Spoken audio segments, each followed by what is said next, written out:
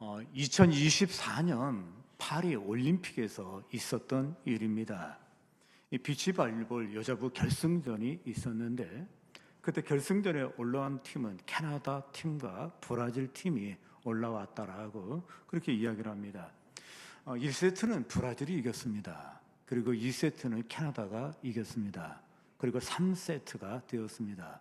굉장히 치열했다라고 얘기하고 선수들이 아주 예민했다라고 그렇게 이야기를 합니다. 그러던 중 브라질 선수가 관중석에 가족이 있는 것을 보고 가족을 향해서 이렇게 웃고 그랬는데 이 모습을 캐나다 선수가 오해를 한 거예요. 나를 조롱했다라고 그렇게 생각을 하게 된 것입니다. 그러자 분위기가 아주 험악해졌다라고 이야기합니다. 관중도 덩달아 험악해졌습니다. 심판이 두 선수를 불러갖고 주의를 주었다고 합니다. 그럼에도 불구하고 분위기는 좋아지지 않았다라고 이야기합니다. 그때 방송실을 담당하고 있었던 이 직원이 음악을 틉니다. 그때 이매진이라고 하는 음악이 흘러나왔다고 합니다.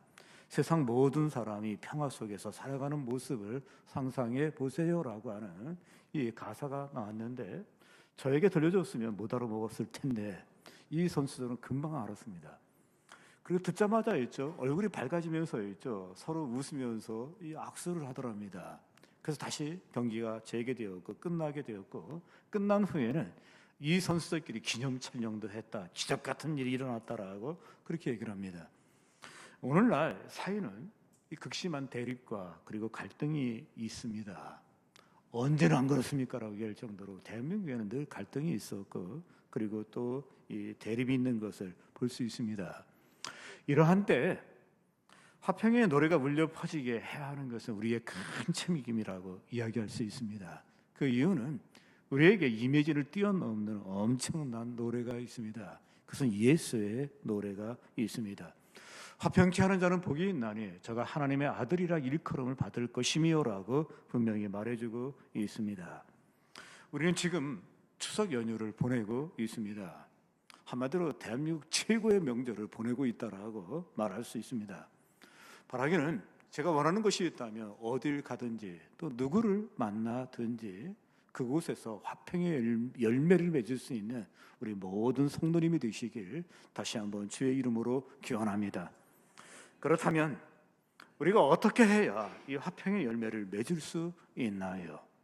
첫 번째, 축복의 언어를 쓰십시오. 여기 14절을 보십시오. 너희를 박해하는 자를 축복하라. 축복하고 저주하지 말라.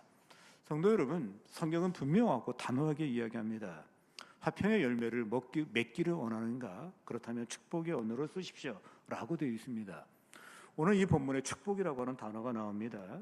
이 단어의 원형이 유로게오인데 이 유로게오의 뜻은 말을 착하게 하다, 그리고 말을 어떻게 좋게 얘기하다, 좋게 이야기한다, 그런 뜻을 가지고 있습니다.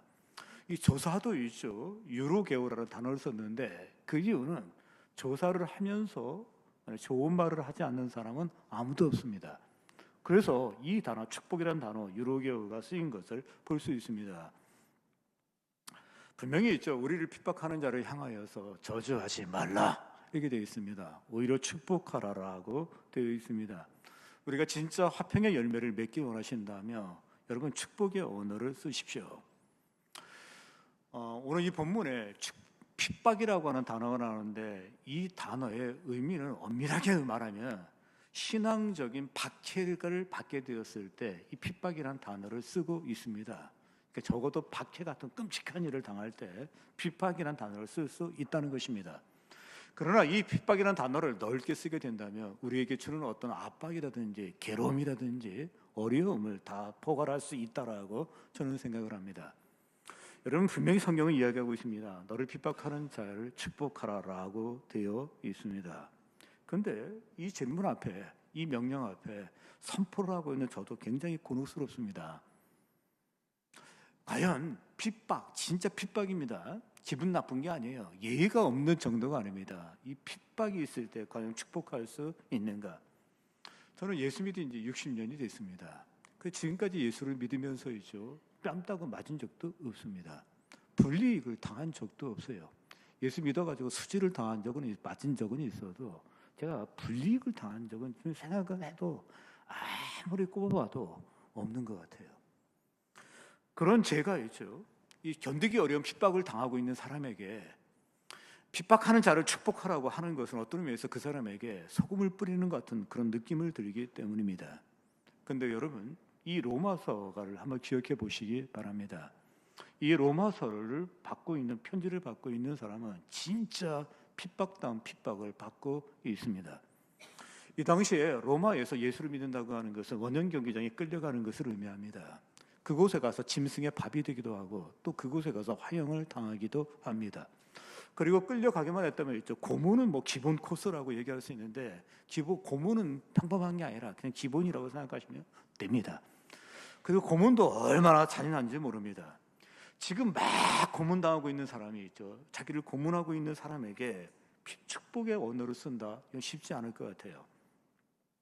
전에 김근태라고 하시는 분이 계셨는데 이분이 자기를 고문했던 이모 씨를 갖다가 용서했다라고 해서 신문과 방송에 나온 적이 있습니다. 그때 이 경관은 교도소에 있었기 때문에 교도소를 찾아가게 되었는데 사실 감정적으로는 가고 싶지 않았을 것입니다. 그런데 가게 된 것은 이죠. 그때 그 당시에 김근태 씨는 유력 대권 후보 가운데 하나예요. 물론 그때 문재인 씨도 있었고 또 뭐 대통령도 있었고 이재명 대통령 여러 명이 있었습니다. 근데 그 중에 하나가 누구였냐면 이 김근태라고 하는 사람입니다. 그런데 이 대한민국을 통치하는 대통령이 되려면 이 화합이라고 하는 큰 일이 앞에 있었기 때문에 그것을 보일 수 있는 좋은 기회가 되어서 그곳에 가게 된 겁니다. 그곳에 갔더니 이 씨가 용서를 구하더랍니다. 그때 김근태 씨는 이렇게 이야기했다고 합니다.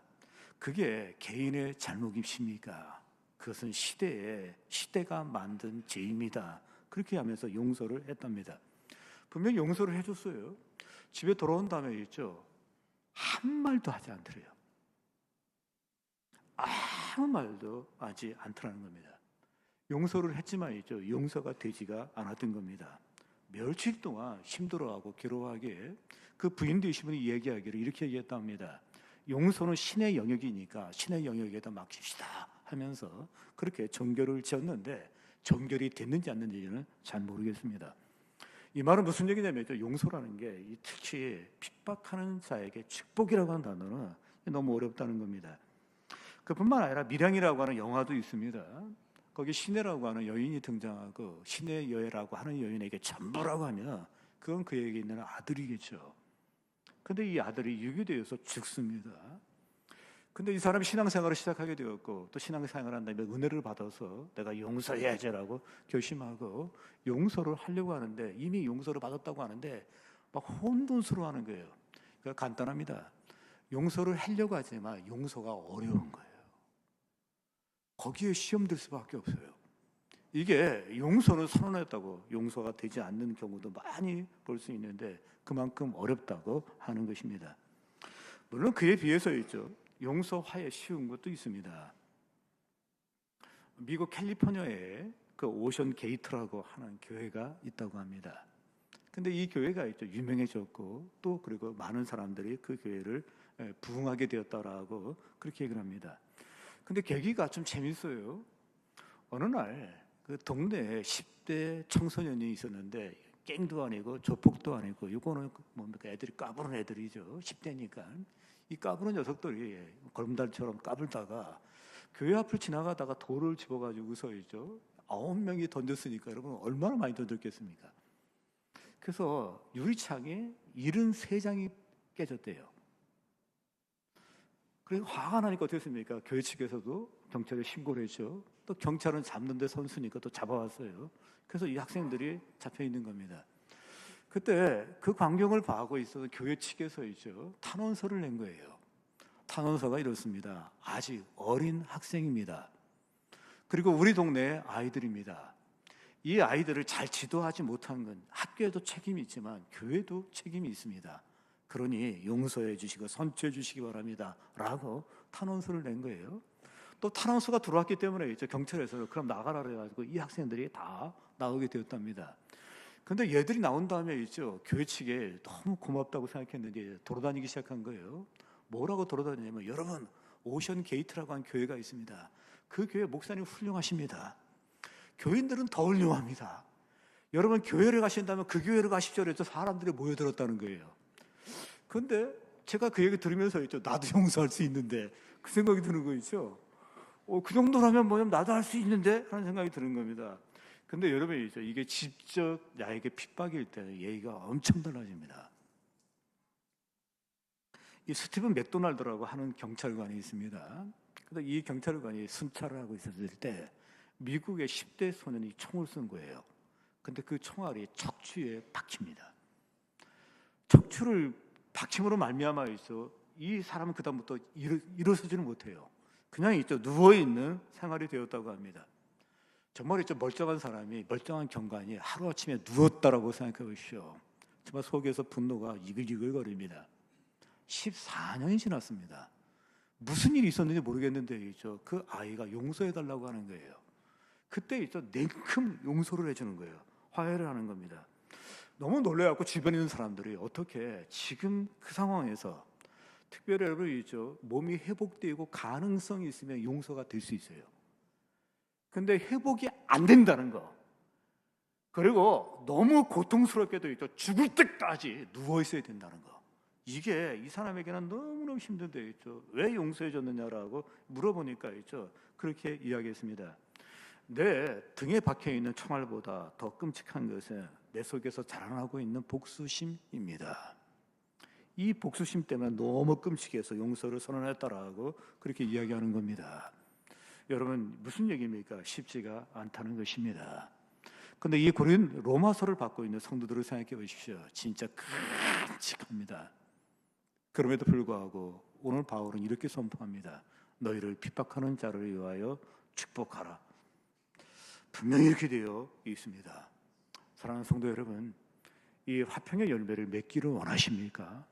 그렇다면 여러분, 축복의 언어를 쓰시기 바랍니다. 축복의 언어를 쓰게 되면 반드시 화평의 열매를 맺어지는데, 반드시 맺어질 것입니다. 추석 명절을 앞에 두고서 화평의 열매를 맺어야 될 우리에게 하나님이 이렇게 말씀하십니다. 할 수 있거든 너희로서는 모든 사람과 더불어 평화하라, 화평하라. 우리의 실력을 아십니다. 그리고 우리의 또 능력도 아시고 연약함도 아십니다. 그래서 여지를 두었어요. 할 수만 있으면 모든 사람과 더불어 평화하라 라고 되어 있는데, 할 수만 있으면 이 명절에 만나는 모든 사람들에게 축복의 언어를 쓸 수 있기를 주의 이름으로 기원합니다. 그러면 이 축복의 언어를 쓰기 위해서는 어떻게 해야 되냐라고 얘기했을 때, 언어는 속에 있는 게 나오는 것입니다. 마음에 쌓여진 것이 입으로 나온다라고 이야기할 수 있습니다. 그렇다면 여러분이 있죠, 축복의 언어를 이 마음속에 가득히 채울 수 있기를 기원합니다. 하나님이 말씀으로 천지를 창조하셨습니다. 하나님의 말씀으로 천지를 창조하신 다음에 보시기에 아주 좋았다라고 되어 있는데, 하나님에게서 나온 말씀이 보기에 좋은 아름다움을 만든 것입니다. 여기서 우리가 주목해야 될 것이 있습니다. 하나님은 아름다움의 원천이십니다. 좋은 것의 근원이십니다. 그래서 하나님에 의해서 나오는 게 말씀이었습니다. 그리고 이 말씀은 좋은 것을, 아름다운 것을 만든 걸 볼 수 있습니다.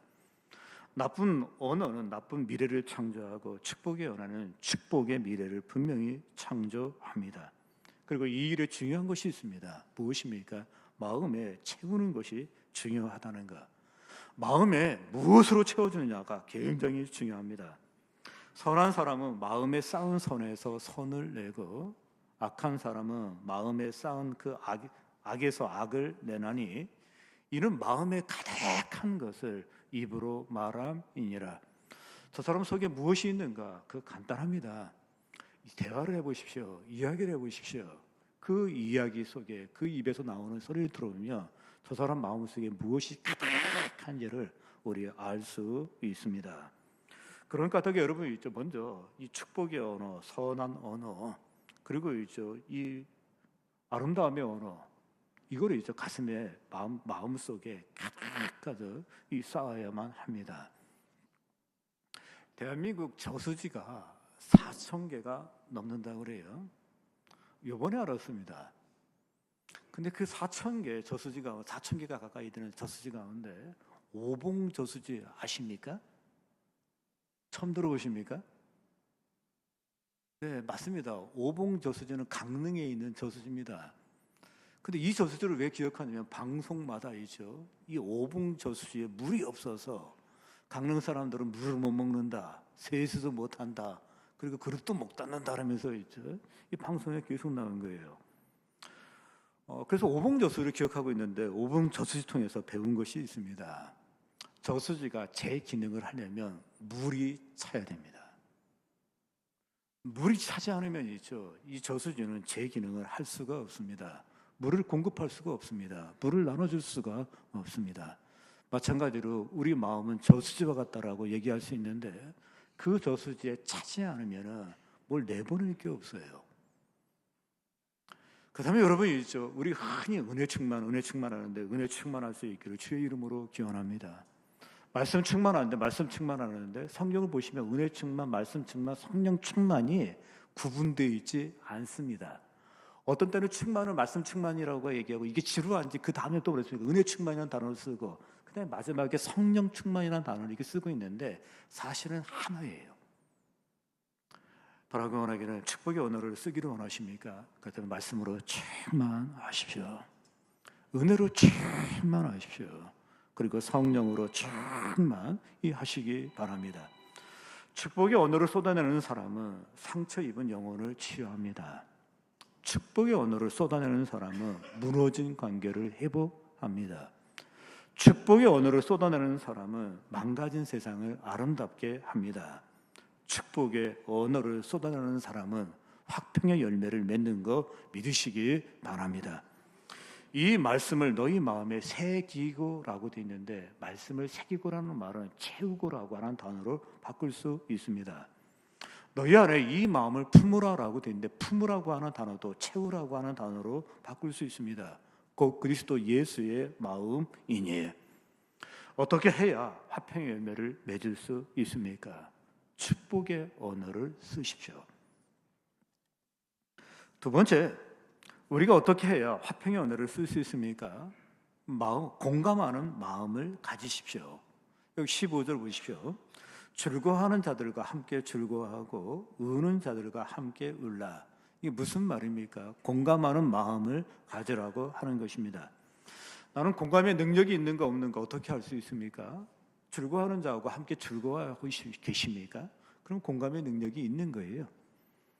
슬퍼하는 사람들과 함께 슬퍼할 수 있습니까? 슬퍼하고 있습니까? 그러면 공감의 능력이 있다라고 얘기할 수 있고 공감의 능력이 있는 그 사람은 주위에서 화평의 열매를 맺고 있을 것입니다. 우는 자들과 함께 울으라고 하는 이 말씀을 들을 때 제 머릿속에 연상되는 그림 두 가지가 있습니다.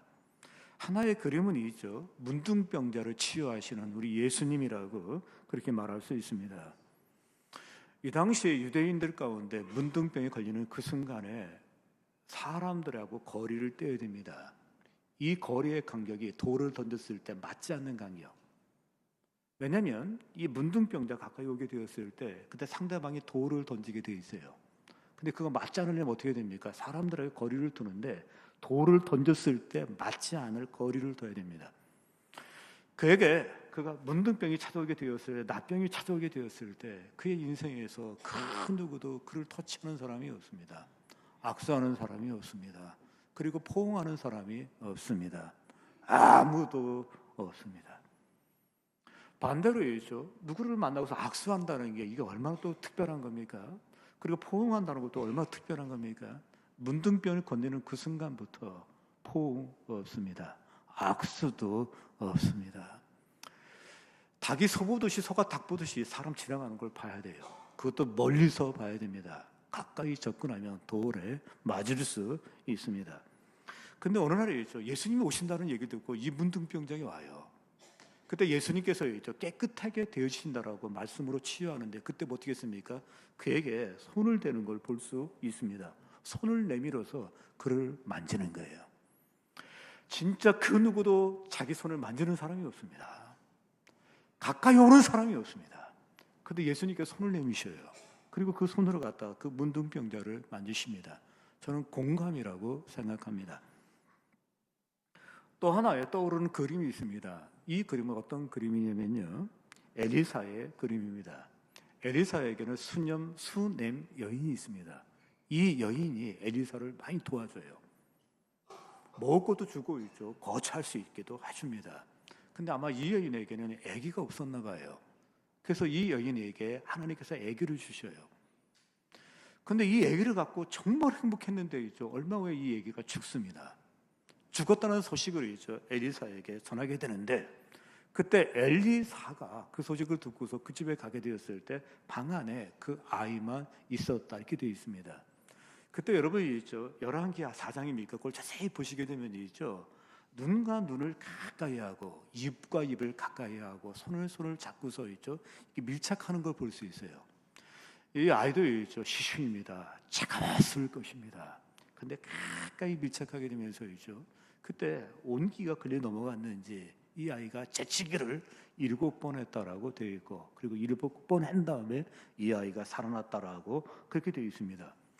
여러분이 있죠, 이 아이하고 밀착하는 이 엘리사를 보십시오. 이것이 무엇이겠습니까? 저는 공감이라고 저는 생각을 합니다. 이 시대의 최고의 화두는 소통입니다. 젊은이들도 소통을 이야기하고, 중년도 소통을 이야기하고, 그리고 노년도 소통을 이야기하고, 국가의 모든 얘기 소통이라고 그렇게 이야기를 하고 있습니다. 근데 여러분, 소통 얘기하는데 우리 시대의 문제가 소통의 문제인가요? 사실은 소통의 문제라기보다는 공감의 문제입니다. 4박 5일 토론을 해보십시오. 이야기를 해보십시오. 결국 평행선을 긋는 게 대한민국의 수많은 이야기들인데, 그 이유는 뭐냐면 소통이 없는 게 아니라 공감을 못해요. 공감을 못해요. 그래서 있죠, 젊은 세대하고 나이 든 세대하고 또 경영자하고 근로자하고 얘기하면 있죠, 너무너무 힘들어하는 걸 많이 볼 수 있습니다. 사실은 우리에게 고려시대가 있고 조선시대가 있고 80년대가 있고, 우리는 2025년 시대를 살고 있습니다. 2025년 이 시대는 있죠, 하고 싶은 말 다 할 수 있는 시대예요. 조선시대하고 비교할 수 없습니다. 1980년대하고도 비교할 수가 없어요. 불과 40년, 50년 전이 오래되긴 했네요. 그때와 비교할 수 없고 마음껏 얘기할 수 있는 시대가 이 시대입니다. 그럼에도 불구하고 힘들어하는 이유는 뭐겠습니까? 소통의 문제가 아니라 그보다 더 근본적인 문제는 사람이 공감할 능력이 없습니다. 공감을 못해요. 그리고 공감이 안 된다라고 이야기할 수 있습니다. 바울은 이때 로마서 쓸 때 굉장히 논리적입니다. 그래서 1장부터 11장까지 로마서를 읽게 되면 아주 논리적이다라고 이야기합니다. 그런데 그 12장까지 11장까지 논리적이다, 12장에 들어오면 있죠, 논리가 완전히 깨져버려요. 이 얘기했다, 저 얘기하고 저 얘기했다 이야기하는데 왜 그러겠습니까? 그 이유는 공감을 이야기하다 보니까 완전히 깨져버린 거예요. 우리 예수님은 공감을 하시는 분이십니다. 불쌍히 여겼다는 표현이 나옵니다. 민망히 여겼다는 표현도 나옵니다. 히브리서 4장 15절에 우리의 연약함을 동정하지 못하시는 분이 아니다라고 되어 있는데, 한마디로 공감하시는 분이라는 것입니다. 그분은 나사로가 죽게 되었을 때이죠, 분명히 다시 살리는 걸 알고 계셔요. 그럼에도 불구하고 슬픔에 잠겨 있는 그 가족을 위해서 우리 예수님께서 대성통곡하신 것을 볼 수 있습니다. 공감이라고 이야기할 수 있습니다. 하나님이 인간을 창조하실 때 양심을 주었습니다. 양심이 타락하고 그리고 털이 났다 할지라도 그래도 양심이 있습니다. 하나님이 창조할 때 주셨기 때문입니다. 그거는 애들에게도 있고 어른에게도 있고 다 있습니다. 그 양심을 주신 우리 하나님께서 공감의 능력도 주신 거 여러분 믿으시기 바랍니다. 그렇다면 여러분이죠, 이제 사람과 만나서 화평의 열매를 맺기 원한다면 일가 친척 가족을 만난 다음에 너무 이제 정답을 얘기하려고 하지 마십시오. 그리고 너무 판단하려고 하지 마십시오. 그리고 비판하려고 하지 마십시오. 뭘 가르쳐 주려고 하지 마십시오. 무조건 공감해 보십시오. 공감한 다음에 판단해도 문제 없습니다. 공감한 후에 있죠, 비판해도 늦지 않다는 거. 절대로 이제 공감 후에 지적을 해도 절대로 늦지 않다는 거 꼭 기억하시기 바랍니다. 왜 그러냐면은 무슨 말을 해도 다 일면 맞고 일면 틀릴 수 있는데, 만 가지 사람의 만 가지 곡절이 있습니다. 제가 신학교 다녔을 때, 그때 대한민국에서 땅밟기라는 게 굉장히 유행했어요. 교회 안에서 땅밟기 하는 겁니다. 그러면 목사님이 어떤 지역에 건축하고 싶은 마음이 있으면 그곳에 가서 이렇게 땅밟기를 하셔요. 기도를 막 하고 땅 밟는데 이 땅을 주옵소서 하고 땅밟기를 하셔요. 그런가 하면 또 사업하시는 우리 장로님이나 집사님들은 있죠, 또 내가 원하는 건물이라든지 땅이 있을 때 그곳에서 땅밟기를 막 하셨어요. 그리고 이 땅을 주옵소서라고 기도를 한 겁니다. 그런데 학생들 가운데 내가 들어가고 싶은 대학이 있었어요. 그러면 여름방학에 가가지고서 있죠, 땅밟기를 하는 학생이 있었습니다. 내가 이 대학에 꼭 들어가고 싶습니다 하면서 있죠, 주시옵소서라고 땅밟기를 이렇게 하는 것입니다. 어느 앵커가 있었는데 그 방송국이 여의도에 있었답니다. 입학이 아니라 직장 그 원서를 낸 다음에 그 앞을 하루에 7바퀴씩 돌았다 그래요. 그리고 진짜 취업에 성공했습니다. 그러면서 7바퀴 돌면서 있죠, 여리고성을 생각하면서 진짜 무너지게 해달라고, 나를 가로막고 있는 모든 것이 무너지게 해달라고, 입사하게 해달라고 하나님께 기도를 했던 것입니다. 전에는 있죠, 이런 얘기 들으면 있죠, 괜히 쓸데없이 트집 잡으려고 하는 제 마음이 있었는데, 요즘에는 그런 얘기 들으면 은혜가 돼요. 은혜가 돼. 아멘, 아멘 하면서 있죠, 은혜가 됩니다. 그 이유가 있습니다. 제가 목회자입니다. 목회자는 있죠, 교인들의 생활의 한복판에 있다라고 얘기할 수 있는데, 진짜 가지가지 문제가 있는 거예요. 그리고 어려움이 있는 거예요. 고통이 있는 거예요. 정말 간절한 상황에 처하게 되면 저절로 되는 거예요.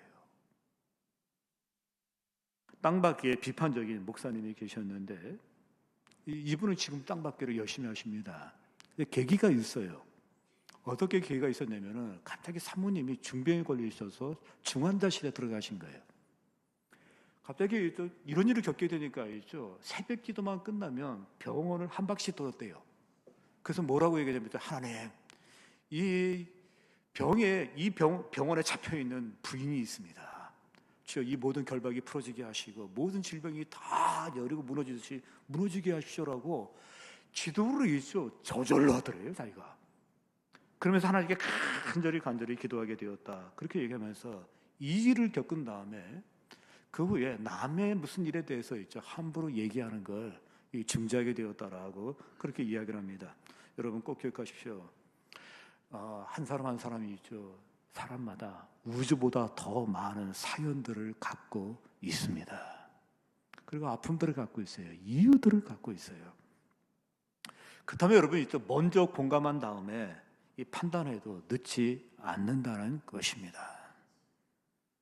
공감하는 마음 중요합니다. 공감의 태도도 중요합니다. 그런데 여러분, 공감은 의외로 시각에서 많이 나오는 거 여러분 아십니까? 이 공감의 문제는 시각의 문제라고 얘기할 수 있는데, 무엇을 보느냐, 그리고 어떻게 보느냐, 그리고 넓게 보느냐, 한 부분만 보느냐에 따라서 공감이 확 바뀌게 됩니다. 공감은 시각입니다. 달리 보는 거예요. 그러면 이게 넓히는 방법, 시각을 넓히는 방법은 무엇입니까? 라고 이런 반문하는데, 마음의 눈을 넓힌다라고 그렇게 이야기할 수 있죠. 관심을 가지면은 시각이 넓어진다라고 얘기할 수 있습니다. 경험하고 알면 더 넓어진다라고 얘기할 수 있는데, 제가 한때 테니스를 쳤어요. 그런데 테니스 라켓을 잡는 그 순간부터, 관심을 갖는 그 순간부터 단지 내에 테니스장이 있다는 걸 그때 알았어요. 저는 이제 아파트에 살면서도 아파트 안에 테니스장이 있는 건 분명히 아는데 있는 줄은 몰랐어요. 거의 그냥 지났어요. 근데 테니스 라켓을 잡는 순간에 있죠, 아파트 단지 안에 테니스 코트가 있다는 것도 알게 되었고, 제가 고양시에 살고 있는데 고양시 사람들이 이렇게 테니스를 많이 치는지 몰랐어요. 가는 데마다 테니스장이 있대요. 정말이죠. 관심을 갖기 시작하면 보이기 시작하는 거죠. 여인이 있습니다. 여인이 있다 아이를 갖게 됩니다. 그러면 아이를 갖는 순간에 전에 보이지 않는 걸 봐요. 그게 뭔지 아십니까? 심지어 기저귀도 보여요. 아기 기저귀. 유모차가 지나가도 있죠. 그 유모차 그냥 보이지 않습니다. 아주 명확하게 보여요. 왜냐하면 그 몸속에 아이가 있기 때문입니다. 그렇습니다. 잘 보는 거 중요합니다. 깊게 보는 거 중요합니다. 넓게 전체를 보는 거 아주 중요합니다. 그러면 이제 공감 능력이 확 살아납니다. 또 방법이 없습니까? 라고 했을 때 여러분 꼭 기억하시기 바랍니다. 성령은 우리의 영의 눈을 열어주는 거 믿으시기 바랍니다. 성령은 우리의 영안을 열어주십니다. 우리의 영안을 열어주시고 그리고 영적인 눈을 열어주신 우리 하나님께서 우리의 마음도 열어주는 거 믿으시기 바랍니다. 눈을 열어서 주의 율법에서 놀라운 것을 보게 하소서. 너희 마음의 눈을 밝히사라고 되어 있는데 여기 마음의 눈을 밝힌다. 영의 눈뿐만 아니라 마음의 눈까지 밝혀주신다라고 되어 있습니다. 에바다 열려라. 성령이 역사하시면 우리의 눈이 활짝 열리는 거 믿으시기 바랍니다. 화평의 열매를 맺기를 원하십니까? 공감하는 마음을 넓히십시오. 그 다음 세 번째 어떻게 하면 화평의 열매를 맺을 수 있습니까? 겸손한 태도를 유지하십시오. 여기 16절 보십시오.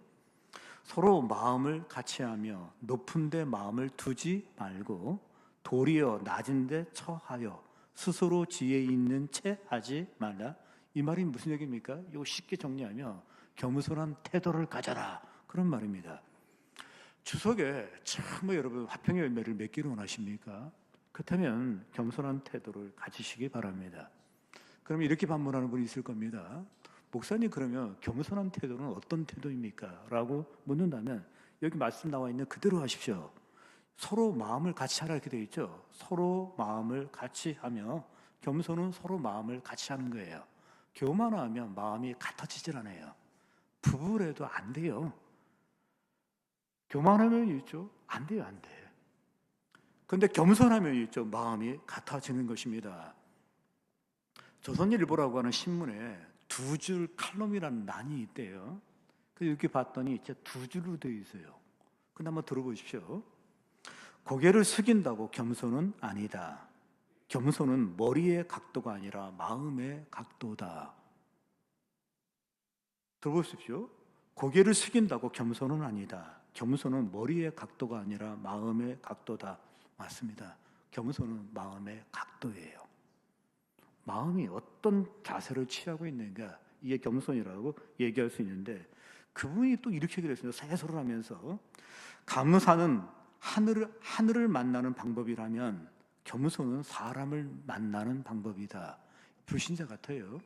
그런데 감사는 하나님을 만나는 방법이래요. 그런데 겸손은 사람을 만나는 방법이다 라고 했는데 저는 상당히 동감합니다. 겸손하면 이제 사람을 만날 수 있습니다. 사람이 주위에 모여드는 걸 느낄 수가 있습니다. 겸손은 머리의 각도가 아니라 마음의 각도입니다. 마음의 각도를 굽힐 수 있기를 바랍니다. 그 다음에 뭐라고 되어 있습니까? 목사님 겸손이 뭡니까? 라고 물으면 이대로 하십시오. 높은 데 마음을 두지 말고 도리어 낮은 데 처하며 이게 되어 있죠. 겸손한 사람은 스스로를 작게 여깁니다. 자기의 약점을 봅니다. 자기의 약점을 보고 부족함을 보니까 상대방이 더 높아 보이는 거예요. 괜찮아 보이는 거예요. 근데 교만은 반대가 돼요. 그렇지만 이때 꼭 기억해야 될 것이 있습니다. 겸손은 자기 비하가 아닙니다. 과소평가도 아닙니다. 겸손은 있는 모습 그대로 보는 게 겸손입니다. 우리 예수님을 보셨을 때 있는 모습 그대로 보셨어요. 본체 하나님과 본체시나 동등됨을 취할 것으로 여기지 아니하시고 그리고 조의 형체를 가지고 이 땅에 오셨는데 그 모습 그대로 인정하신 것입니다. 그리고 마지막에 뭐라고 되어 있습니까? 지혜 있는 체하지 말아라 이렇게 되어 있는데 제가 성경을 읽을 때마다 성경을 번역하신 우리 신앙의 선배님께 정말 감사하고 있습니다. 이렇게 어떻게 번역을 잘했을까? 스스로 지혜 있는 채 하지 말라 이렇게 되어 있습니다. 이 말은 무슨 얘기가 있습니까? 자랑하지 말아라. 또 뭐겠습니까? 우리 마음에 흔히 잘난 체 하지 마라라고 했는데 그 말을 여기 하고 있는 거예요. 근데 목사님 명절에 잘난 체 하면 그 무슨 재미가 있습니까? 그게 반문할 수 있지 않습니까? 진짜 자랑을 해야 이게 좀 해야 되는데 이건 못하면 어떻게 합니까? 라고 반문하는데 여기에 하지 말아라 이렇게 되어 있습니다. 사실 자랑은 본능이라고 그렇게 얘기할 수 있는데 유치원에서 있었던 일입니다. 아이들이 자랑을 합니다. 첫 번째 아이가 이렇게 자랑을 합니다. 우리 엄마는 수영을 배우는데 잠수를 하면 30초나 물속에 있어. 그때 또 한 아이가 대답을 합니다. 우리 할머니는 해녀야. 2분 동안이나 있어. 그랬더니 그 얘기를 듣고 있던 한 아이가 또 이야기를 합니다. 우리 삼촌은 작년에 물에 들어갔대요. 올해 무슨 말인지 아시겠죠? 여러분 이게 뭐냐면은 그냥 모든 사람이 자랑하는 게 본능입니다. 근데 여러분 꼭 기억하십시오. 자랑은 나를 바라보게 만들고 겸손은 이웃을 세워주게 됩니다. 자랑은 천둥소리만 크게 나는 이상한 구름 같다면 겸손은 소리 없이 비를 내리는 구름 같습니다. 자랑하면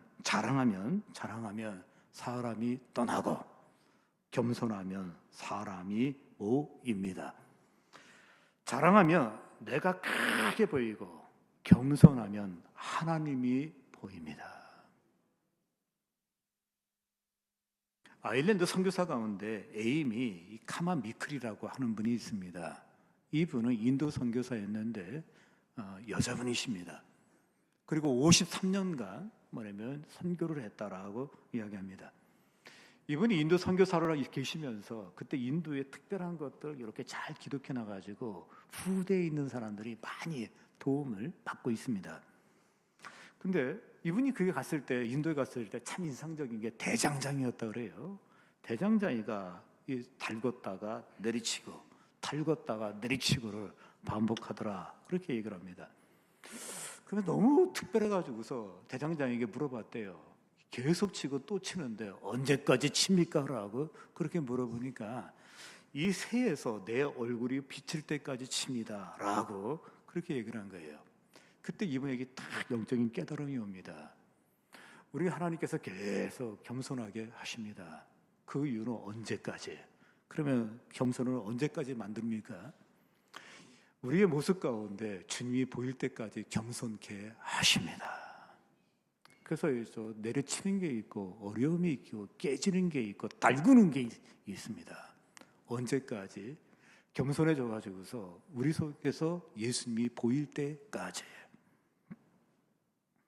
겸손은 여러분 또 놀라운 것이 있습니다. 겸손은 넘어지지 않게 합니다. 자초하지 않게 합니다. 신앙의 여정을 꾸준히 잘하신 분은 겸손해서 그래요. 근데 신앙을 때려쳤다가 다시 했다, 때려쳤다 다시 했다가 이거 많이 하시는 분 계셔요. 특징은 뭐냐면 교만해서 그렇습니다. 겸손은 영적인 꾸준함과 성실함을 동반한다라고 얘기할 수 있는데 겸손은 균형추 역할을 합니다. 겸손은 우리가 너무 우측으로 가면 땡깁니다. 정로로 가게 합니다. 좌측으로 넘어갑니다. 그러면 땡겨줍니다. 그래서 좌우로 치우치지 아니하고 정로로 가게 하는데 이게 겸손이라고 그렇게 이야기할 수 있습니다. 요토가 넘어지지 않는 이유가 있습니다. 그 이유는 밑에 균형추가 있습니다. 큰 배가 있습니다. 큰 배가 속도를 막 낸 다음에 커브로 틀면 뒤집어져야 돼요. 안 뒤집어집니다. 근데 그 이유가 뭐냐니까 자이로스코프라는 기능이 있다고 그래요. 이게 배에 균형과 평형을 잡아준다라고 얘기하는데 파도가 팍 친다 할지라도 두들겨 맞아도 다시 복원력을 갖는데 바로 이 자이로스코프라고 하는 기능이 있기 때문이랍니다. 근데 우리의 신앙의 여정에서 파도가 치고 때로는 어려운 일을 겪게 되었을 때 그때 균형을 잡아주고 복원시키는 기능이 있습니다. 그 기능을 해주는 게 겸손인 거 꼭 기억하시기 바랍니다. 겸손하면 시험 들지 않습니다. 교만하면 신앙에 기복이 있습니다. 겸손하면 기복이 없습니다. 넘어지지 않습니다. 교만하면 시험이 잘 됩니다. 겸손하면 시험을 안 됩니다. 사탄이 제일 힘들어하는 사람이 겸손한 사람입니다. 건드려봐야 소득이 없는 게 겸손한 사람이라고 하는 거 사탄이 너무너무 잘 알고 있어요. 그래서 치지 않는다라고 얘기합니다. 아니, 겸손한 사람은 사탄이 시험하도 그 시험을 이기게 됩니다. 그렇다면 사랑하는 성도 여러분, 우리가 어떻게 겸손할 수 있습니까? 이렇게 겸손 저렇게 겸손 계속 겸손해야 됩니다. 그러나 가장 중요한 것은 겸손의 대가이신 우리 예수 그리스도를 바라볼 수 있기를 주의 이름으로 기원합니다. 그분을 바라보십시오. 그분의 말씀을 묵상하십시오. 그리고 그분을 집중해 보시기 바랍니다. 그분은 마음이 온유하십니다. 그리고 겸손하십니다. 그래야 겸손의 대가를 계속 쳐다보게 되면 우리가 겸손해질 수 있는데, 거울 효과라고 들어보셨습니까? 거울 효과가 그런 얘기예요.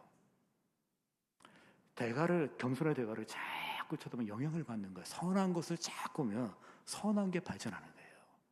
악한 것을 보면 악한 것이 발전한다라고 얘기할 수 있는데, 자꾸 하면 그게 발전돼요. 개발이 되는데 심리학에서 거울 효과다라고 그렇게 이야기하고 있습니다. 명절 때 우리는 사람을 만납니다. 가까운 사람일 것입니다. 그리고 나에게 소중한 사람일 것입니다. 이 명절에 만나는 사람이 가까운 사람이고 소중한 사람인데, 그 사람들 사이 속에서 축복의 언어를 사용함으로, 또 공감을 통하여서, 그리고 겸손의 태도를 통하여서 화평의 열매를 풍성하게 맺을 수 있는 우리 하나님께 모든 성도님 되시길 다시 한번 주의 이름으로 기원합니다. 기도하겠습니다.